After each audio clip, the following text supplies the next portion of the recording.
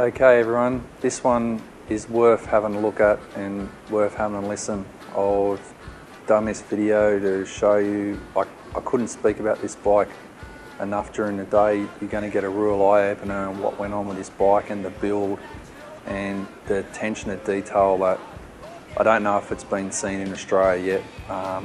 You really got to have the right client and a lot of planning and some skills. Everyone's got a mate that can build a chopper and all that sort of stuff. I do that, I can do that, but this was the hardest thing I ever had to do and probably the most rewarding, and I'll go through this bike with you now. Well, first off, it's a ROADKING Classic, and you know, everyone's done up the paint and painted up a ROADKING with the hard bags on it, and they all look cool, they all look funky, all that.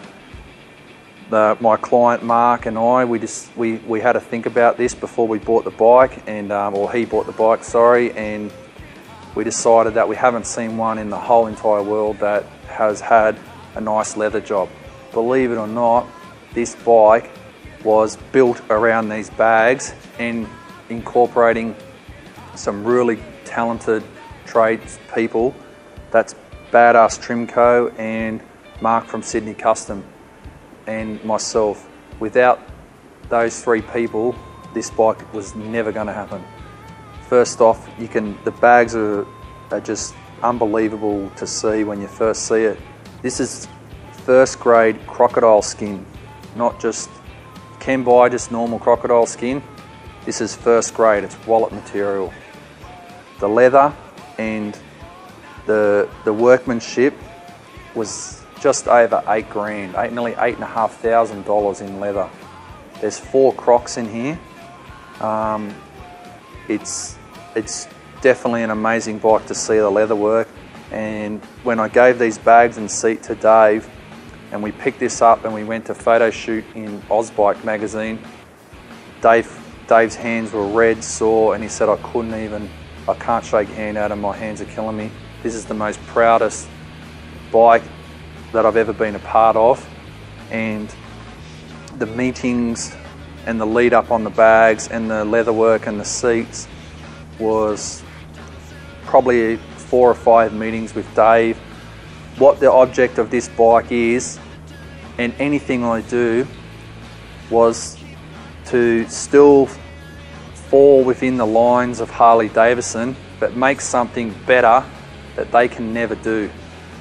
I'll tell you that now because they cannot put the time and craftsmanship into what I've done. I've enhanced this Harley to a level that I really hope you get some enjoyment to look at today. I moved from the leather bags to the paintwork. The paintwork, it's easy to say, yeah, it's black. The paintwork was probably 4 samples at Mark's at Sydney Custom. We did 4 different test runs of paint. If I was going to generalise the paint, in the light it's got a silver fleck like the BM M3. It's not a tacky, heavy flecked bike, and in the night it's as black, jet black as they can be. Okay, yeah, you spray the tanks, you spray the lights, you spray the guards, whatever. The problem come up was Mark's attention to detail is, hey, we're running 6 blacks on this bike. We've got pipes, motor, paintwork, frame, wheels, blower. We're running too many blacks. So we made a decision, which was about $17,500, to run 3 blacks. So it's just the pipe, the motor, and the rest of it's all one black. No anodizing. The anodizing was different shade of black. We just went one whole black. Mark had a massive paint job on his hands, and how we basically thought was, it's like looking at a diamond ring and a cheap zirconium ring. There's no comparison, and the overall look on this bike, it just makes it look smashing. Then we went to, obviously I had to make a set of bars for Mark. He'd sit on the bike, The bars took me about 3 weeks, 2.5 weeks. There's 6 pieces in the bars, and Mark can just sit on the bike, perfect comfort, perfect riding position. If you have a look at the PM controls and how I've run the lines and the wiring, I don't think anyone goes to that trouble. Then we go to the front end. We modified a headlight, steel. We bought the components in America. We wanted it to look like a Road King still on the front. I didn't want some whacked out thing, but we also had to just change the look and make the bike longer, and the lineup work and the fitment of everything. It was days or weeks on that, just on the front end of the headlight, matching up the boot covers. I couldn't believe the work that I had to put into getting that right. Then we go down to the front guard. Obviously that's not standard, but we're still falling in the lines of the front guard. It still looks Harley genuine. It's all set, 10 mil off the wheels, perfectly in round with the wheels. We've got a 21-inch front wheel, 3.5-inch rim, American wire, Fat Daddy 50 spokes, great looking wheel. I didn't use the Fat Daddy disc, they're just punched out steel. We've gone for the PM. There's a lot of PM on this bike. The PM stuff's just really great on this bike. The wheel's gone to a 200 in the rear. Can't see that at the moment, but you'll see it at the show. It's Fat Daddy, and it runs a Sportster pulley. There was a lot of work. I didn't want a cheap aftermarket swing arm in this bike. I still wanted to keep the Harley quality. I just wanted to enhance everything. I wanted to make it better. The pipes are Vance and Hines, as you can see, and then we go to the heart of the engine and what's around the engine.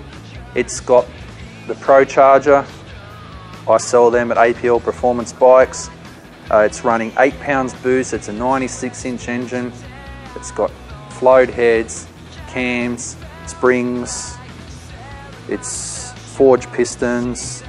The blower end's been painted and chromed. It makes this bike, which is heavy now, but makes it very light to ride with the power. It's definitely a freeway bike. It feels beautiful. It's the best thing I've ever ridden in my life for comfort and class. I really hope you enjoy this bike.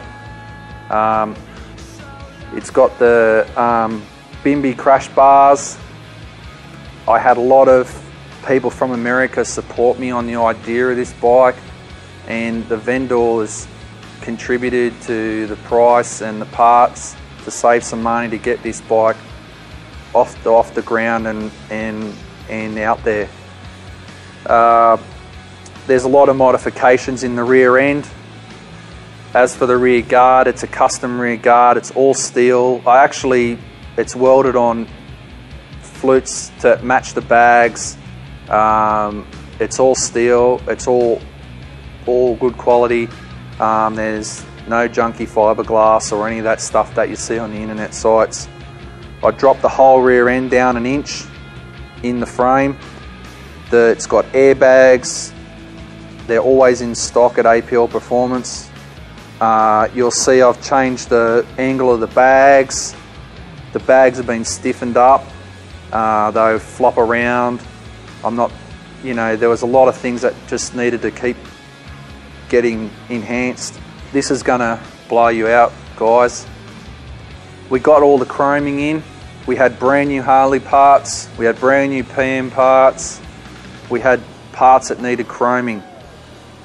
Mark made a decision that we chrome everything, re-chrome it, all on the same day, polish all the weld lugs out of the Harley product, all the splats. We re-chromed on the same, we sent everything down for re-chroming on the same day down to Huntingdale Electroplating, and I'm pretty sure the bill was around $15,000, and then you're looking, it was probably about a $7 grand call, labour, to do that.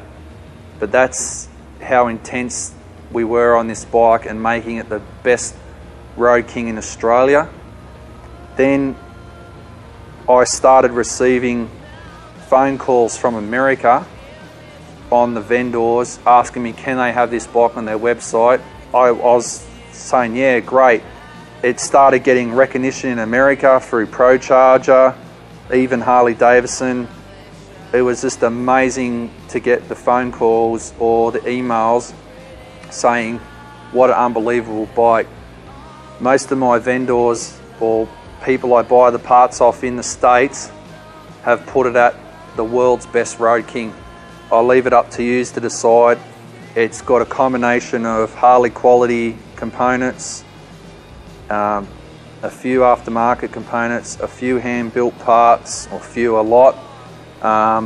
It's an awesome sounding bike. I hope you enjoy it. It's been the most pleasurable thing I've ever done, and probably the hardest thing I've ever done in motorbikes, and I'm bringing it out today to show everyone, and that's what it's all about. We just like motorbikes, and I hope you all like this bike. Thanks very much. Probably I've been a part of a lot of things like Peter Jackson Racing, or worked overseas with Chad Reed, a lot of cool stuff. Won some shows, some big shows with some nice bikes, and it's all cool.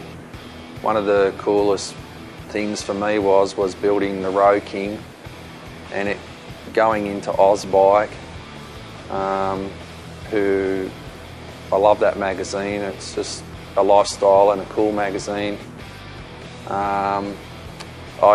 One of the most humbling things that ever happened in the Harley side was the Ozbike went out. It was one of their biggest sold editions ever in history. Well, one dealer rang me up and said, "Oh, hey, I don't know you, Adam.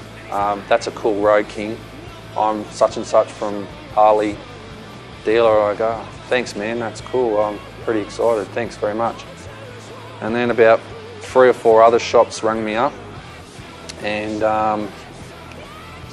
said the same thing. "That's a compliment to Harley. I can't believe what you've done. That's a beautiful bike." And I'm like, whoa, that's pretty cool. Like, Harley shops don't know and never spoken to, and didn't think that was going to happen.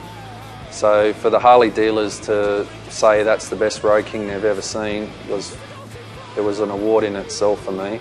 Si rang me up and said, "Adam, nice bike. I've heard about you. If you ever need a hand with anything, let me know." Funny that someone so personal, the owner ringing you up, and I do all my business there now. I buy all my bikes there, and the staff are really good there as well. I can't say enough about them, trying to help you out, and it's good to still have that sort of dealership around that doesn't forget about anyone, and nothing's too hard. So I thank the Harley dealers for supporting me with the Road King, and yeah, it's pretty cool. I'm pretty happy with that.